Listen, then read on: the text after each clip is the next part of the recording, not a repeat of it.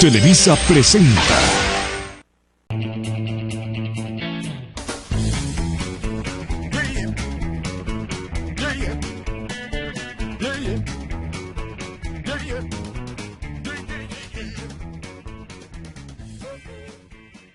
¿Qué es una pandemia? Una pandemia es la afectación de una enfermedad infecciosa de los humanos a lo largo de un área geográficamente extensa. Es decir, que se extiende a muchos países o ataca a casi todos los individuos de una localidad o una región. Por lo tanto, el término pandemia hace referencia a la afectación geográfica o numérica en cuanto al número de casos afectados, y nunca referencia a la gravedad clínica del proceso. Según la Organización Mundial de la Salud, para que pueda aparecer una pandemia es necesario que aparezca un nuevo virus o una nueva mutación de uno ya existente, que no haya circulado anteriormente y que la población no sea inmune a él, que el virus tenga la capacidad de transmitirse de persona a persona de forma eficaz, provocando un rápido contagio entre la población. La OMS establece las siguientes fases de una pandemia en el caso de enfermedades infecciosas que afectan inicialmente a animales. Fase 1. Los virus de los animales no se contagian a seres humanos. Fase 2. Se documentan casos en humanos de un virus que afecta a animales. Este hecho convierte al virus en un potencial candidato para una pandemia. Fase 3. Aparecen pequeños grupos de transmisión entre animales y humanos, pero aún no de humano a humano. Fase 4. Contagios verificados de la enfermedad entre humanos. Empiezan a aparecer brotes a nivel comunitario. Fase 5. Propagación de la enfermedad de persona a persona en al menos 2 países de una misma región. Y fase 6. Se dan brotes de enfermedad en países de más de una región.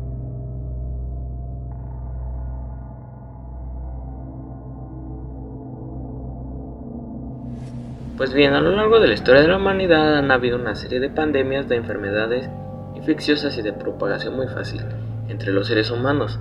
Cada una de ellas representa un riesgo para la humanidad, influyendo directamente en la evolución del conocimiento humano y el entendimiento de ellas.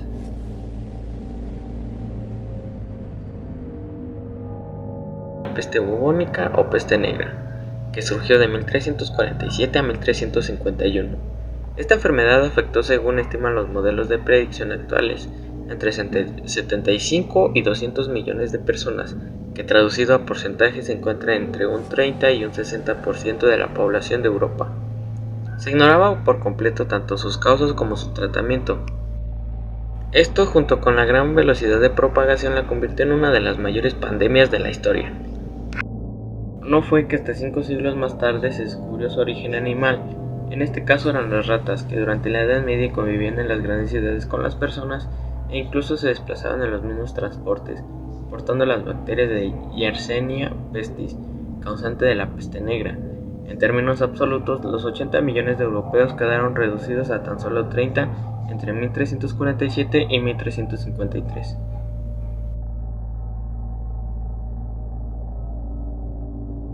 Pues bien, comenzamos con el virus de la viruela.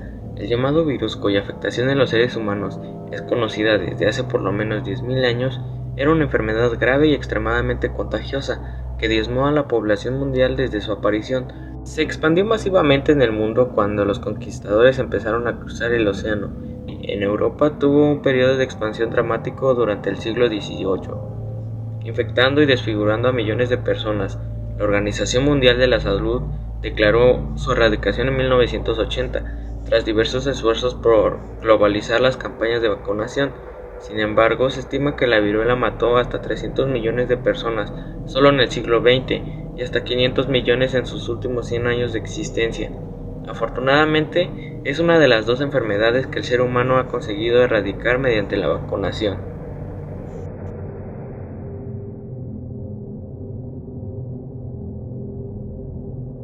Continuamos con la gripe española. En marzo de 1918, durante los últimos meses de la Primera Guerra Mundial, se registró el primer caso de gripe española, paradójicamente en un hospital de Estados Unidos. Fue bautizada así porque España se mantuvo neutral en la Gran Guerra y la información sobre la pandemia circulaba con libertad, a diferencia de los demás países implicados en la contienda que trataban de ocultar los datos. Esta virulenta cepa de virus de la gripe se extendió por todo el mundo, al mismo tiempo que las tropas se repartían por los frentes europeos. Los sistemas de salud se vieron desbordados y las funerarias no se daban abasto. Estudios recientes han revelado datos más precisos y se estima que la tasa global de mortalidad fue entre el 10 y el 20% de los infectados, llegando a morir en todo el mundo entre 20 y 50 millones de personas. Varios expertos sostienen que el modo en que la gripe española vio su fin fue por la inmunidad colectiva o de grupo. También se implementaron medidas para prevenir y contener la propagación de la enfermedad, como la promoción de una buena higiene personal, la implementación del aislamiento, la cuarentena y el cierre de lugares públicos como las escuelas y los teatros, y también el uso de las mascarillas como en la actualidad.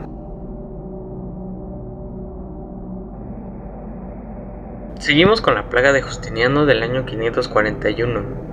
La información sobre las enfermedades del pasado es más desconocida. Cuanto más retrocedamos en la historia, menos vamos a poder observar cómo es que se desarrolló. Sin embargo, existen evidencias que sugieren que la llamada plaga de Justiniano se encuentra en el cuarto lugar entre las más devastadoras, con cifras de mortalidad entre los 25 y los 50 millones de personas fallecidas. Según las estimaciones demográficas del siglo VI, supuso la muerte de entre 13 y el 26% de la población. Su origen se halló durante el Imperio Bizantino en las ratas que viajaban cientos de kilómetros en los barcos mercantes que navegaban hacia los distintos rincones de Europa entre el año 541 y 549. La plaga fue recurrente en las zonas cercanas a los puertos del Mediterráneo hasta aproximadamente el año 750.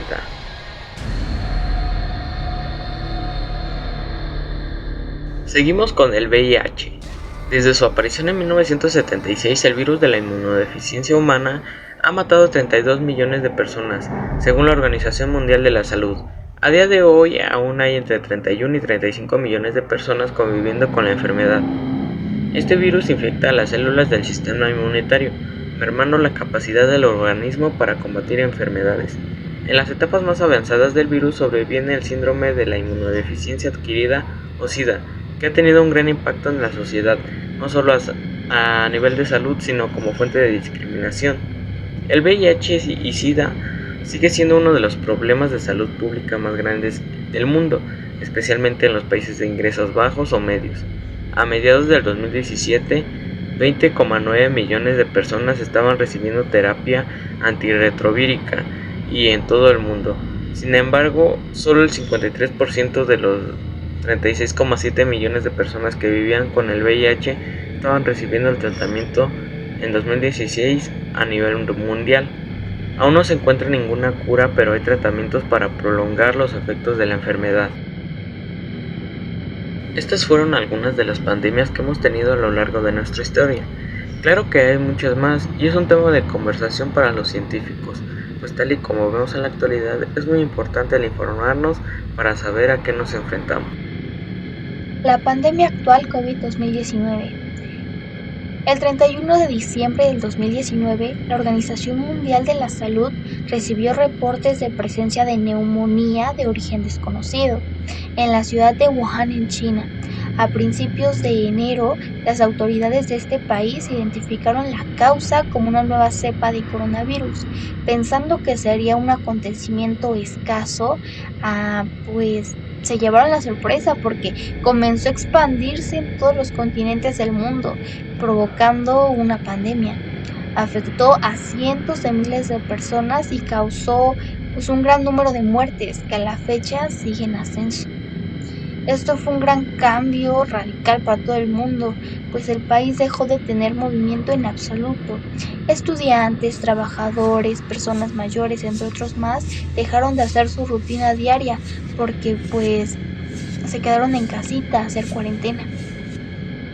A excepción del personal de salud, que sin saber nada del virus, llegaron a dar hasta la vida por nosotros. Así que chicos, tenemos a nuestros superhéroes. La primera etapa de vacunación fue en el mes de diciembre de 2020 a febrero del 2021, que fue para personal de salud, y posteriormente fueron ya para personas de 60 y más años, para personas de 50 a 59 años, para personas de 40 a 49 años y por último al resto de toda la población. Esto esto ayudó a disminuir el número de contagios y muertes en todo el mundo. Y pues poco a poco todo está regresando a la normalidad. Pero lamentablemente, durante todo el tiempo que pasamos en cuarentena, algunos familiares fallecieron y en otros casos el virus acabó con toda una familia completa. Afectó la economía, la educación, la libertad y nuestra estabilidad mental y emocional, porque pues todos vivimos con miedo, frustración, depresión, pero pues viéndolo por el lado positivo, también ganamos empatía, solidaridad, aprendimos a convivir más en familia. ¿A quiénes afecta el coronavirus? Pues a todas las personas. No hay ninguna que no se salve, pero sí corren más el riesgo las personas mayores, las personas embarazadas, las personas con alguna enfermedad previa como puede ser cáncer, obesidad, diabetes o hipertensión. ¿Cuáles son los signos y síntomas? Pues bueno, pues tener tos, fiebre, dolor de cabeza, se puede acompañar con dolor o ardor de garganta, ojos rojos, dolores en músculos o articulaciones. Pero los casos más graves tienen dificultades para respirar o falta de aire en sus pulmones. ¿Qué se puede hacer para evitar un posible contagio?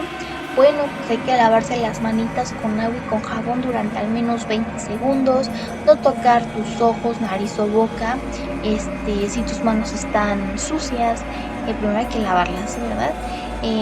Cuando tosas o estornudes, tienes que taparte la nariz y la boca con el brazo, un pañuelo desechable, que deberás tirarlo inmediatamente y colocarlo en una bolsa de plástico.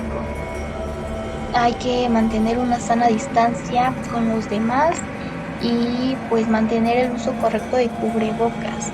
Y recuerda, si te cuidas tú, nos cuidamos todos.